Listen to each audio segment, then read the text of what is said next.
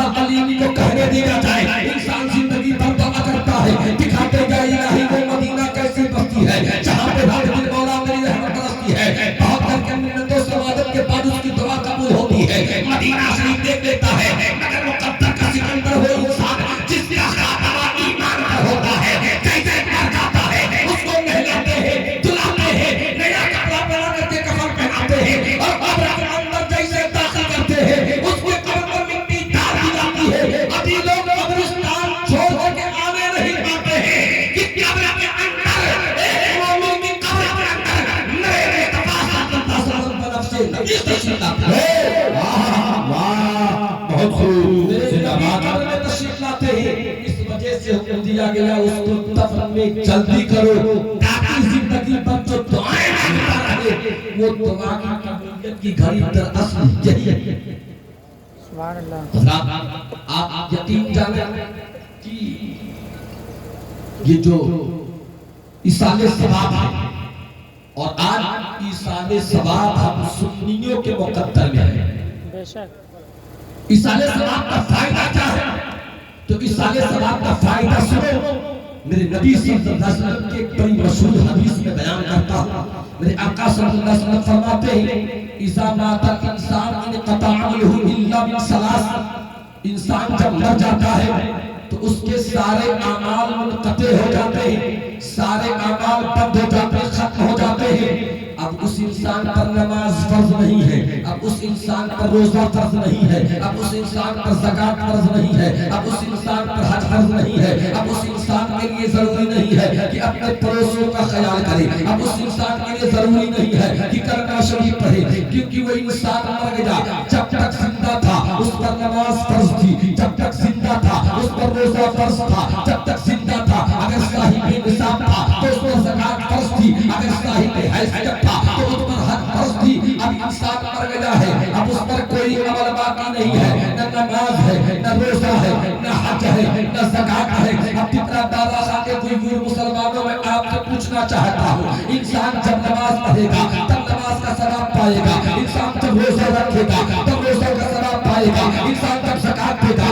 تب زکوٰۃ کا ثواب پائے گا انسان جب حج کرے گا تب حج کا ثواب پائے گا جب انسان کار خیر کرے گا تب اس کا ثواب پائے گا جب انسان قرآن کی تلاوت کرے گا تب اس کا ثواب پائے گا جب انسان درود پڑھے گا تب ثواب پائے گا جب انسان کلمہ پڑھے گا تب ثواب پائے گا اب تو ہم لوگ کلمہ پڑھ رہا ہے نہ قرآن پڑھ رہا ہے نہ نماز پڑھ رہا ہے اب اس کے اعمال منقطع ہیں اب اس پر کوئی عمل باقی نہیں ہے مگر میرے پیغمبر کی حدیث ملاحظہ ہو ایمان تازہ ہوتا ہے نماز پڑھو گے تب ثواب پاؤ گے مگر میرے پیغمبر کی حدیث ملاحظہ ہو سارے اعمال منقطع ہو گئے مگر میرے نبی فرماتے ہیں الا من صلاۃ مگر اگر اس نے جیتے جی تین عمل کر رکھے ہیں تو مرنے کے بعد بھی اس کا ثواب ملے گا اور صدقۃ جاریہ سب سے پہلا عمل ہے صدقہ جاریہ اپنی زندگی میں صدقہ جاریہ کر رکھا ہے کوئی ایسا نیک کام کر رکھا ہے تو اس کا ثواب مرنے کے بعد بھی اس کو ملتا رہے گا مثال کے طور پر مسجد کے اندر اس میں نل لگوا دیا اگر وہ نل برقرار ہے جب تک اس کے نل کے پانی سے لوگ وضو بناتے رہیں گے نل کے پانی سے فائدہ اٹھاتے رہیں گے اس مرنے والے کو ثواب ملتا رہے گا مسجد بنوا دی ہے مسجد کے اندر جو قرآن کے پارے رکھوا دیے ہیں جب تک اس قرآن کے پارے سے لوگ جو ہے فائدہ اٹھاتے رہیں گے اس مرنے والے کو ثواب ملتا رہے گا اب آگے میرے آقا فرماتے ہیں او صدقۃ جاریہ پہلا عمل ہے صدقہ جاریہ دوسرا عمل میرے نبی فرماتے ہیں او علم منتفع به یا اس میں کوئی نفع بخش علم حاصل کر رکھا تھا مثال کے طور پہ حافظ قرآن تھا عالم دین تھا قاری قرآن تھا اگر وہ حافظ قرآن تھا اس نے کسی کو قرآن سکھا دیا اب اس کسی نے کسی اور کو قرآن سکھا دیا اب اس کسی نے کسی چوتھے کو قرآن سکھا دیا اس چوتھے نے پانچویں کو قرآن سکھا دیا اگر یہ سلسلہ قیامت تک جاری ہے تو میرے نبی فرماتے ہیں اس مرنے والے کو قیامت تک ملتی رہے اور میرے آقا آگے ارشاد فرماتے ہیں او ولد صالح یدعو له به یا مرنے سے پہلے اس نے کوئی نیک صالح اولاد چھوڑ رکھی ہے جو اس کے حق میں دعائیں مغفرت کرے مثال کے طور پر علی جناب فاروق کا انتقال کر گئے، ان کے بھائی ہیں، ان کے بچے ہیں، جب تک ان کے بچے دعائے مغفرت کرتے رہیں گے اللہ ان کے نامہ اعمال میں نیکیاں لکھواتا ہے، اس کا ان کو فائدہ ملتا رہے گا۔ اب میرے قوم کے لوگوں آؤ میں بتاتا ہوں کہ جب نیک اور صالح اولاد اپنے مرحومین کے حق میں دعا کرتی ہے تو اس کا فائدہ کیسے ملتا ہے؟ میں نے پڑھا ہے امام غزالی رحمۃ اللہ تعالیٰ علیہ تحریر فرماتے ہیں کہ ایک شخص مر جاتا ہے، اس کے مرنے کے بعد اس کا کوئی دوست اس کی قبرستان سے گزر رہا تھا، قبر کے ایک سرحانے کھڑے، قبر کے ایک جانب کھڑے ہو کر کے اس نے 3 مرتبہ سورہ اخلاص شریف پڑھ دیا۔ امام غزالی رحمۃ اللہ تعالیٰ علیہ فرماتے ہیں اس زمانے کے ایک بہت بڑے عابد و زاہد کا اس قبرستان سے گزر ہوتا ہے۔ آپ فرماتے ہیں ایک قبر والا ہے جو اپنے سر کے اوپر ایک طباق لے رکھا ہے اور اس طباق کے اندر سے کچھ لوگوں کو ڈانٹ رہا ہے۔ اس بزرگ نے پوچھا ہے انسان یہ کیا بات رہے ہو؟ وہاں میں نیکیاں بانٹ رہا ہوں۔ کہا کیسی نیکی؟ کہا ایک میرا چاہنے والا قبرستان سے گزر رہا تھا، 3 مرتبہ سورہ اخلاص شریف پڑھ کر کے میری روح کو ایصال ثواب کر دیا ہے۔ اللہ نے سورہ اخلاص کی اتنی برکتیں دے رکھی ہے کہ میں مسلسل سال بھر سے نیکیاں تقسیم کر رہا ہوں مگر نیکی ختم نہیں ہو رہی۔ واہ زندہ باد، بہت خوب۔ ایصال ثواب کا فائدہ میرے باپ کے لوگوں مرنے کے بعد اگر آپ کوئی بنیادی کام کرنا چاہتے ہو کہ میرے مرحوم کے حق میں ثواب پہنچتا رہے تو 200 400 500 لوگوں کو کھلانے کی ضرورت نہیں ہے۔ ایک غریب آدمی بھی چاہتا ہے کہ میرے ماں باپ کو ثواب پہنچے اور ملتا رہے تو بہت روپیہ خرچ کرنے کی ضرورت نہیں ہے، صرف 100 روپیہ خرچ کرنے کی ضرورت ہے۔ 100 روپے کے اندر 10 اما پارا خرید لو اور اسی 10 اما پارے کو لے جاؤ کسی مکتب کے اندر دے دو اور مکتب کا مدرس وہ 10 پارے کو 10 بچوں کو اندر تقسیم کرے گا، وہ بچے قرآن پڑھیں گے، اس مرنے والے کو ثواب ملتا رہے گا۔ اور اس 10 بچوں نے جو اما پارا سے قرآن سیکھا ہے ان 10 بچوں نے کسی اور کو سکھا دیا وہ اور پڑھے گا تو اس مرنے والے کو اس کا ثواب ملتا ہے۔ زندہ باد، زندہ باد، واہ واہ، یہ بہت زیادہ فائدہ آئے ہے، ہمارے لیے آپ کے لیے ضروری بنتا ہے کہ ہم اپنے مرحومین کے حق میں ایصال ثواب کریں۔ جی ایصال ثواب کریں اور بیان کروں آپ کو ایصال ثواب کا فائدہ۔ حضرت عیسیٰ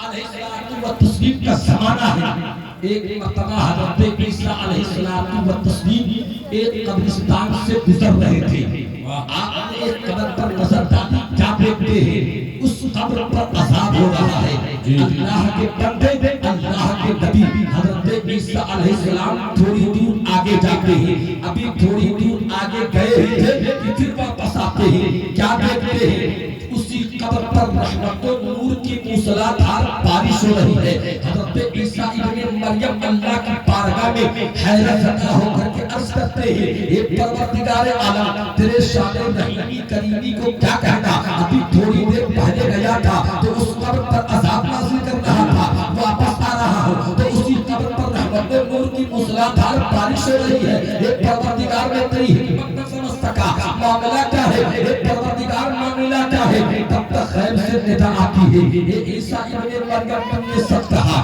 ابھی تھوڑی دیر پہلے اس قبرستان سے گزرے تھے تو عذاب ہو رہا تھا، واپس آ رہے ہو تو اسی قبر پر رحمت و نور کی موسلادھار بارش ہو رہی ہے۔ سنو سنو، معاملہ یہ ہے کہ جب یہ مرا تھا تو اس کے عمل کا تقاضا یہ تھا کہ میں اس کے اوپر عذاب ڈالوں، مگر مرنے سے پہلے اس نے اپنی بیوی کے پیٹ میں ایک بچہ چھوڑ کر کے آیا تھا، اس کے یہاں بچہ پیدا ہوا ہے۔ آج وہ بچہ اس قابل ہو گیا کہ مدرسہ جانے کے قابل ہو گیا، مکتب میں گیا، اس کے استاد نے بسم اللہ الرحمن الرحیم کی تلاوت کروائی ہے۔ اب جس کا بیٹا زمین پر بیٹھ کر کے مجھ کو رحمان کہے، جس کا بیٹا زمین پر بیٹھ کر کے مجھ کو رحمان کہے، اس کے بعد میں قبر کے اندر عذاب ہوں، یہ میری رحمت کو کمال ہے۔ قربان جاؤ میرا بالا خا کے کوئی کیوں نوجوانوں، جب عیسیٰ علیہ السلام کا امتی کا بیٹا اگر بسم اللہ الرحمن الرحیم کہے تو اس کے بسم اللہ پڑھنے سے اللہ اس کے باپ کی مغفرت فرما رہا ہے۔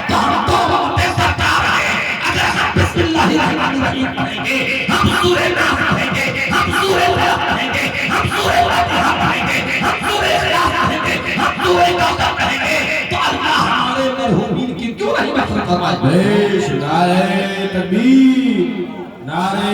رسالت. آپ تو بالکل ٹھنڈے پڑ گئے ہیں.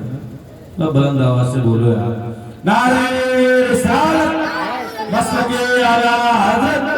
مذہب اعلیٰ حضرت، نعرہ رسالت. واہ ایصال ثواب کا بہت فائدہ ہے. شرط یہ ہے کہ آپ ایصال ثواب کرو جی. مگر آج ہمیں کسی کے مقام میں آنے کی ضرورت بھی نہیں ہے. ایصال ثواب کرو اور خصوصیت کے ساتھ اگر تمہارے ماں باپ انتقال ہو جائے تو تم اپنے ماں باپ قبروں پر حاضری بھی دو. اس کے کئی فائدے ہیں. آپ توجہ